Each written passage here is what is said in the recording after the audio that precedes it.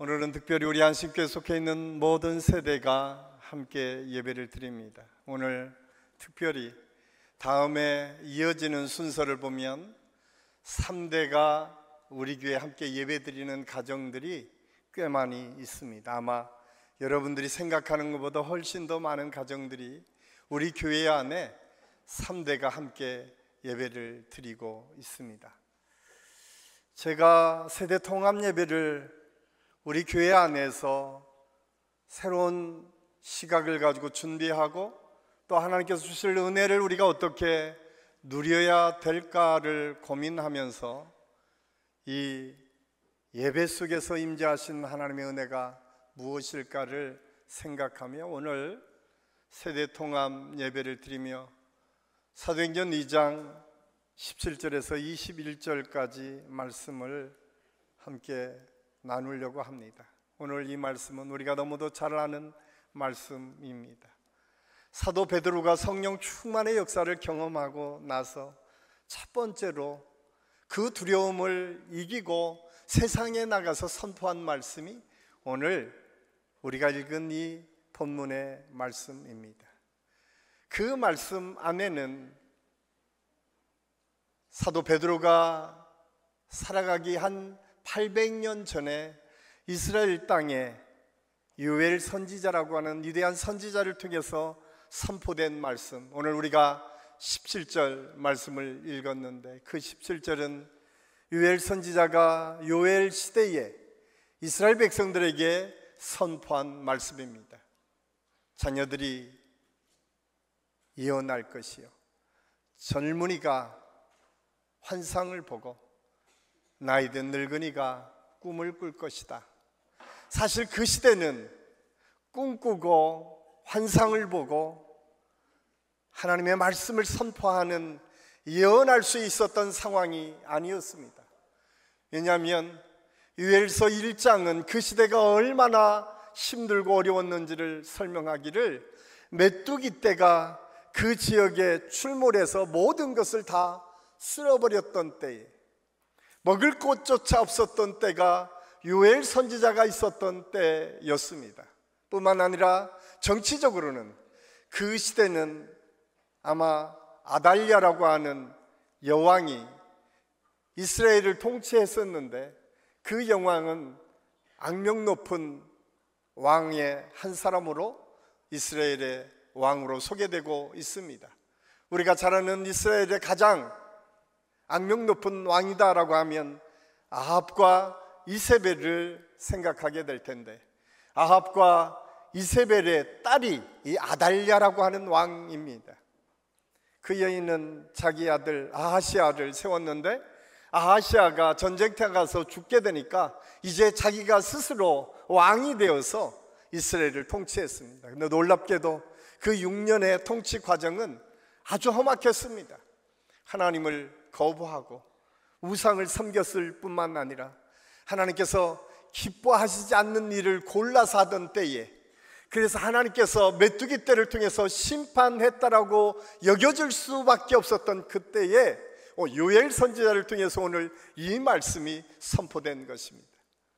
자녀들이 예언할 것이요, 젊은이들이 환상을 보고 늙은이가 꿈을 꿀 것이다. 그런데 3000년 전, 2000년 전의 때가 아닌 오늘날 이 말씀은 어떤 의미가 있을까요? 오늘 우리가 사는 시간도 시대도 그때와 별반 다르지 않은 것 같습니다. 예수 믿는 것이, 신앙생활하는 것이 녹록지 않은 이때에 폴란드 사회학자 지그문트 바우만이라고 하는 사람은 이 시대를 액체 근대라고 하는 말로 표현합니다. 액체가 한 곳에 머무르지 않고 끊임없이 변화하는 것처럼 이 세상이 그렇다는 거예요. 기준점도 또한 목표도 없이 끊임없이 흘러가는 것 같은 시대. 그래서 그는 액체 근대라고 하는 책에서 오늘날 사람들은 더 이상 변하지 않는 기준이나 확실한 정체성을 붙잡고 살기는 어렵다. 모든 것이 녹아 흘러가듯 계속 바뀐다라고 얘기합니다. 관계는 쉽게 끊어지고 윤리는 사람마다 다르고 진리조차 여기저기 나뉘어 혼란스러운 시대를 살아가고 있습니다. 심지어는 우리가 같은 언어를 사용하고 같은 시대에 살고 있으면서도 서로 얘기하면서 소통이 되지 않는 단절된 것을 느끼는 시대, 그런 시대를 살고 있습니다. 이것은 단순히 세대 간의, 계층 간의, 지역 간의 정치적인 서로 다른 의견 때문에 갈라지는 것뿐만 아니라 그 시대가 그렇게 서로 갈라져 있다라고 이야기하고 있습니다. 이처럼 모든 것이 흘러서 사라지고 쉽게 흔들리는 시대 속에, 그렇다면 예수 믿는 사람, 교회 공동체가 붙잡아야 될 것은 무엇입니까? 오늘 사도 베드로는 우리에게 다시 도전하는 질문을 통해서 우리에게 말씀합니다.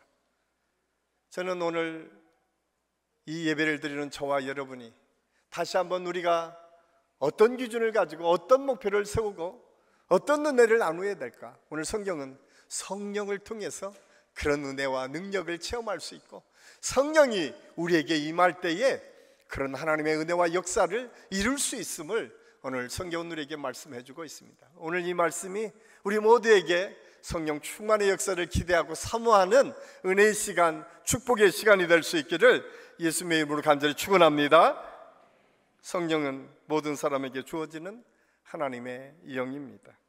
오늘 성경은 성령이 주어질 때에 모든 육체에게 부어졌다라고 성경은 말씀하고 있습니다. 이것이 성령은 아주 특별한 사람들에게만, 열심 있는 믿음의 사람들에게만, 지식인이거나 많이 물질적으로 성공한 사람에게만 이 말씀, 성령의 역사가 임한 것이 아니라 모든 육체에게 공이 하나님께서 부어주셨다라고 오늘 성경은 우리에게 말씀해주고 있습니다. 특정한 인종이나 계층, 나이 많은 자만이 아니라 세대와 배경을 뛰어넘어서 성령의 역사는 우리 속에 임했다라고 오늘 성경은 말씀해주고 있습니다. 그런데 이 성경 속에 가장 놀라운 것은 그 지역의 서로 다른 환경과 서로 다른 곳에서 자란 사람들, 심지어는 언어가 다른 사람들조차도 소통하는 은혜가 있었다는 거예요. 소통하는 은혜. 이것을 저는 공감의 언어다라고 표현하고 싶은데, 저는 우리 한식교 모든 성도들이 성령 충만의 역사는 우리가 하나님의 은혜를 통해서 뛰어난 하나님의 능력을 힘입어서 하나님의 말씀을 받고 하나님의 뜻을 가지고 미래를 예견하고 이런 것보다 먼저 우리에게 필요한 것이 공감의 언어가 우리 안에 있어야 됩니다. 저는 우리 한식교 모든 성도들에게 이 은혜가 있기를 간절히 소원합니다. 실제로 초대교회 안에 모였던 사람은 여러 지역에서 모였습니다. 메대인, 로마인, 바데인, 엘람인, 문화와 언어가 다 다른 사람이 모였는데 오늘 사도 베드로가 선포한 이 말씀이 다 이해됐다는 거예요. 다 깨달아졌다는 거예요. 이게 놀라운 역사 아닙니까? 이것이 성령의 역사입니다.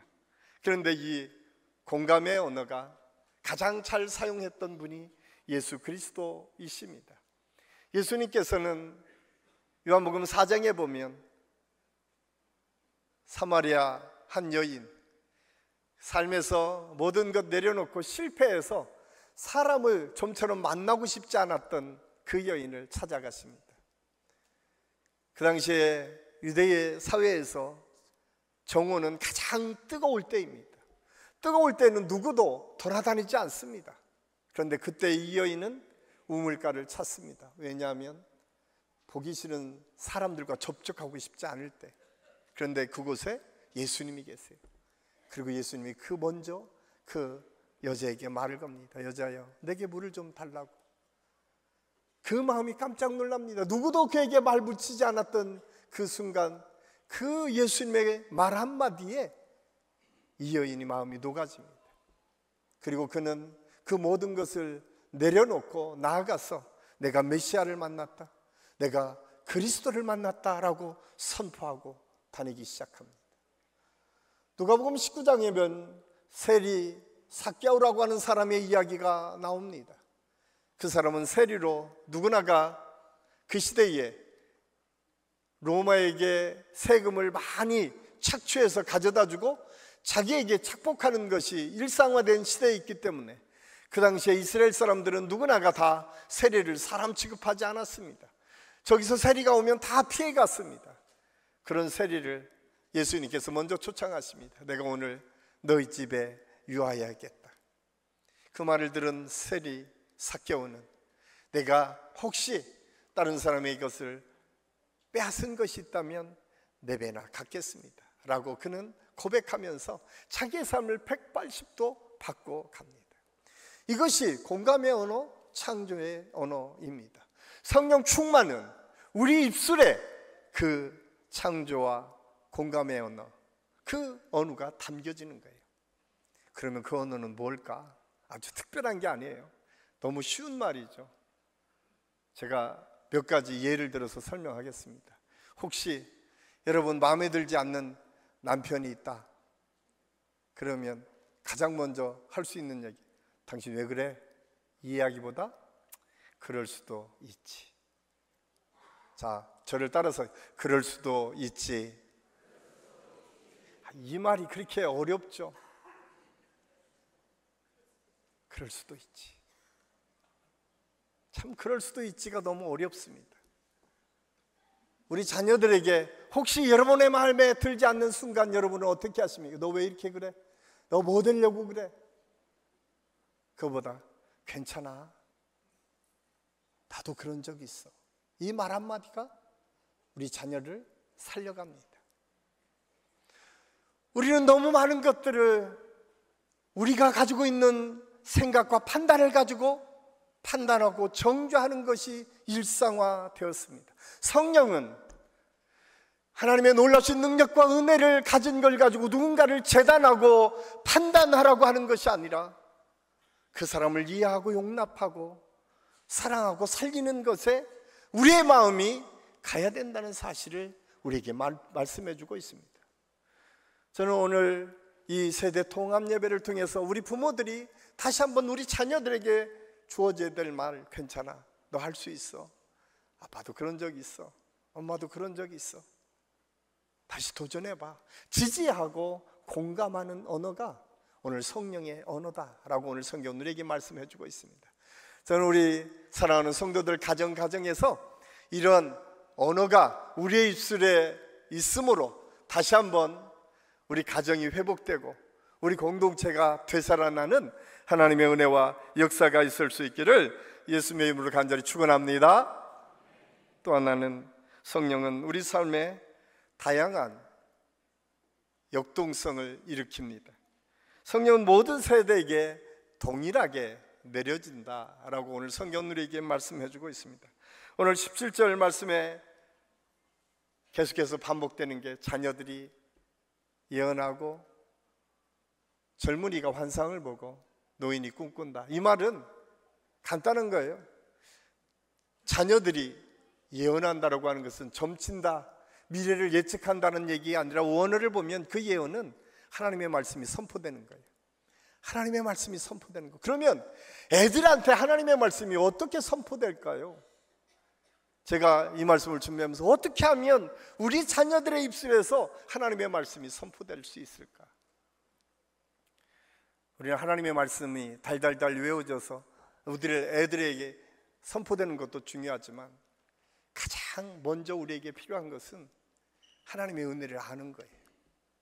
그 부모를 통해서 하나님의 은혜가 무엇인지를 깨달아지는 거예요. 여러분이 하루의 대화 속에 하나님께서 나와 어떻게 함께 하셨어? 하나님께서 아빠에게 이렇게 은혜를 베풀어 주셨어. 이런 고백을 해보신 적 있으십니까? 여러분이 공부 열심히 해, 너 성공하려면 이렇게 해야 돼 라고 하는 말 대신에 여러분의 언어를 통해서 혹시 하나님의 말씀을 읽어주고 묵상하게 하고 그것을 표현하도록 한 적이 있습니까? 만약에 없다면 우리는 다시 반성할 수 있어야 돼요. 그래서 다시 하나님의 은혜를 통해서 우리 아이들이 예언하도록 만들어 간다는 것은 그 마음속에 하나님이 심겨지도록 우리가 훈련하는 거예요. 그래서 가장 쉽게 할 수 있는 것은 아마 3대 정도 되는 가정은 다 그럴 거예요. 아빠가 기도할게, 엄마가 기도할게. 할아버지 기도해 주세요. 우리 애들에게 이 단어만 살아있어도 우리 애들은 흔들리지 않습니다. 우리 애들은 실패하지 않습니다. 다음 세대 애들이 어디를 향해야 되는지, 무엇이 중요한지를 이미 그 아이들의 입술을 통해서 고백할 수 있기 때문에 우리에게 필요한 것은 그런 언어들이 우리 아이들의 입술을 통해서 나올 수 있어야 돼요. 젊은이가 환상을 본다는 것은 무엇입니까? 비전과 꿈을 갖는 것을 의미합니다. 비전과 꿈은 어떤 비전과 꿈입니까? 이 세상의 성공을 위한 비전과 꿈입니까? 아니면 하나님께서 주신 비전과 꿈입니까? 저는 우리 안식교 모든 젊은이들이, 우리 이음세대 아이들이 하나님께서 주시는 비전과 꿈을 소유하는 은혜가 있기를 예수님의 이름으로 간절히 축원합니다. 여기 있는 아이들에게 비전과 꿈은 무엇일까요? 우리 아이들에게 필요한 것은 그리스도 안에서 비전과 꿈이 세워질 때 그의 삶은 성공적인 인생을 살 수밖에 없습니다. 뿐만 아니라 늙은이가 꿈꾸며, 이러면 여기 계신 많은 어르신들은 아이고 내가 지금 이 나이 먹어서 무슨 꿈을 꿔요. 물론 꿈, 무의식 속에서 생각나는 그 꿈을 이야기하는 게 아닙니다. 이 꿈은 간증을 이야기하는 것입니다. 이 꿈은 하나님께서 나에게 이런 은혜를 주셨어, 우리 가정에 이런 은혜를 주셨어. 여러분, 그런 꿈들이 여러분 가정에서 나뉘어지고 있습니까? 한번 생각을 해보세요. 여러분의 자녀들이 사실은 여러분이 살아온 모든 과정이 역사 아닙니까? 여기에 70세 이상 되시는 분의 어린 시절은 아마 몇몇을 빼고는 다 먹을 것이 없었던 시대 아닐까요? 매일매일 먹을 것을 걱정하는 부모님 밑에서 성장한 사람들이 아닙니까? 그럼에도 불구하고 예수 그리스도를 믿었던 믿음을 가지고 기도했던 어머니의 기도했던 아버지의 헌신, 그 헌신이 오늘날 한국 사회를 성장하게 했고 한국 교회를 성장하게 했고 여기 오늘 저와 여러분을 있게 하지 않았습니까? 그런데 그 좋은 간증들이 다 무너지고 사장되었어요. 그런 간증들을 자식과 나눠본 적이 없어요. 우리는 늘 세상 것을 가지고 너 이렇게 해야 성공해.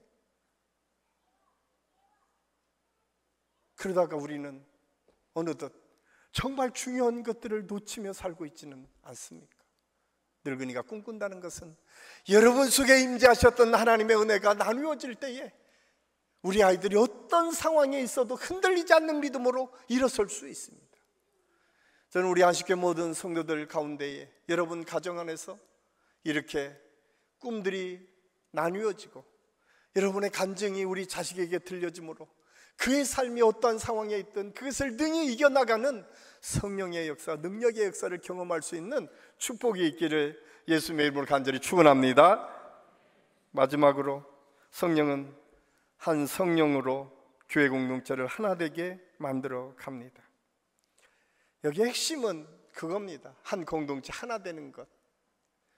서로 다른 인격, 서로 다른 환경, 서로 다른 사람들이 교회 공동체에 모였는데 놀랍게도 초대교회 공동체는 그곳에서 하나가 되었다라고 성경은 말씀해주고 있습니다.